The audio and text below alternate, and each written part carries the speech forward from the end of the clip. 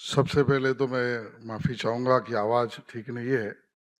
कारण भी स्पष्ट है कि जब भी महाराष्ट्र में विधानसभा होती है, तो आवाज़ का उपयोग ज़्यादा होता है। और मैं नागपुर के असेंबली सेशन में से बीच में आया हूँ और इसके कारण एक सुविधा ये भी है कि आवाज़ कम है तो बोलूँगा भी कम।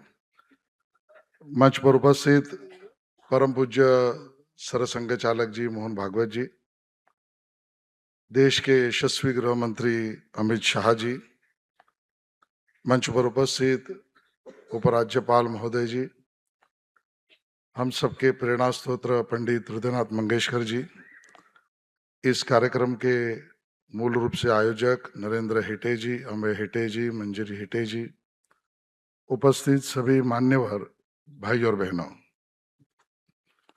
कल्पना नहीं कर सकते जीवन में इस प्रकार का भी योग सुयोग आएगा कि अंडमान में हम सब लोग इकट्ठा होंगे और वो भी स्वतंत्रवीर सावरकर जी के पूर्णाकृति प्रतिमा का अनावरण करने, साथ ही में एक कॉफी टेबल बुक अगली पीढ़ी को और सावरकर जी के विचार पहुंचाने के लिए और कुछ गीतों को अपने स्वर में गाने वाले युवा साथी के एक गीत कैसेट के रूप के प्रकाशन में। और सबसे बड़ा योग तो यह है कि 115 साल पूरे हुए जिस गीत को ने मजसी ने, उस गीत के मूल संगीतकार स्वयं मुंबई महाराष्ट्र से चल के अंडमान में यहाँ पर आके हम सबके सामने उसका प्रस्तुतिकरण करें। ये असंभव अचंभित करने वाली सभी चीजों को आज हम सब लोग महसूस कर रहे हैं। हम सब जानते हैं कि जिनके लिए, जिनको अभिवादन करने के लिए हम इकट्ठा हुए हैं, वो स्वतंत्रवीर सावरकर जी, जो महाकाव्य और महानायक जिनको कहा जा सकता है, ऐसे महानायक के लिए हम इकट्ठा हुए हैं।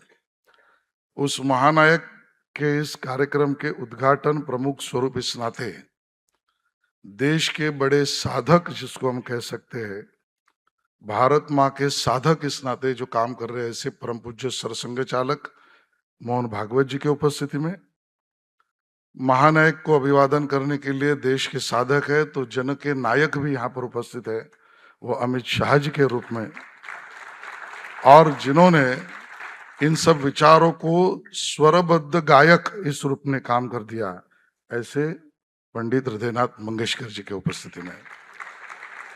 मैं नरेंद्र हेटे जी को पूछ रहा था की पाईकचा अर्थ काय, कारण ज्यावेळेला महानायक, महागायक, जननायक सगळे आल्यावर आम्ही सगळे पाईकच होतो आणि म्हणून अशा पद्धतीच्या या कार्यक्रमाला उपस्थित राहण्याचं सौभाग्य मिळालं।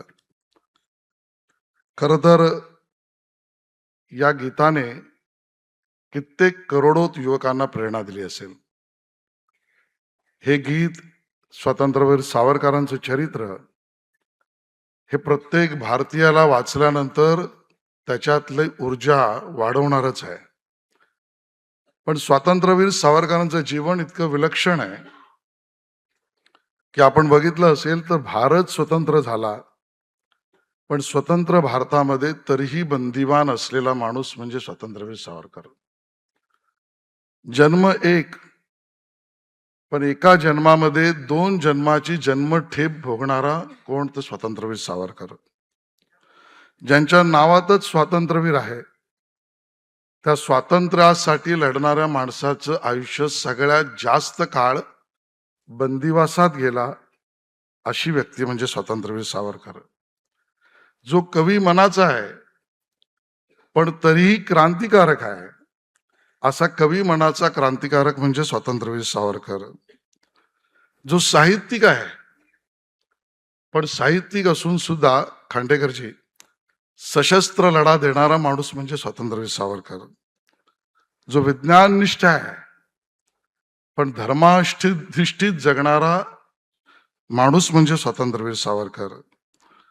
जो फॉरवर्ड आहे, उद्याचा विचार करणारा आहे पण तरी मागच्या विरासत याची कास धरणारा माणूस म्हणजे स्वतंत्रवीर सावरकर। जो कर्मकांड रहित आहे पण तरीही जगण्यामधली कर्मठता आहे, तो माणूस म्हणजे स्वातंत्र्यवीर सावरकर. विदेशात राहिल्यावर अनुभव वाईट आला म्हणून भारताकडे जाऊन स्वातंत्र्याची लढाई लढला असं नाही, तर भारतातल्या स्वातंत्र्याची लढाई विदेशात राहून लढणारे स्वातंत्र्यवीर सावरकर जे परंपरानिष्ठ आहेत, परंपरानिष्ठ असले तरी रूढीवादी नाहीत, असे स्वातंत्र्यवीर सावरकर. आणि सगळ्यात महत्वाचं म्हणजे की ज्या व्यक्तीने त्यांच्यावर असंख्य अन्याय अत्याचार झाल्यानंतर सुद्धा शारीरिक बाधा, शारीरिक बंधनं ही आत्मिक प्रगतीला थांबवू शकत नाही, हे दाखवणारे स्वातंत्र्यवीर सावरकर. त्यांना अभिवादन करण्यासाठी आपण आलोत आणि त्यामध्ये एवढे सगळे महान व्यक्ती आहेत.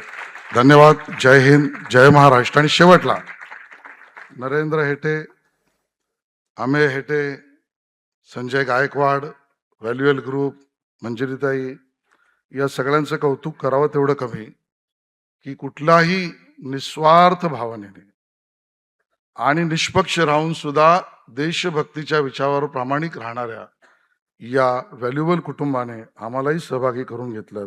त्याबद्दल धन्यवाद. जय हिंद, जय महाराष्ट्र.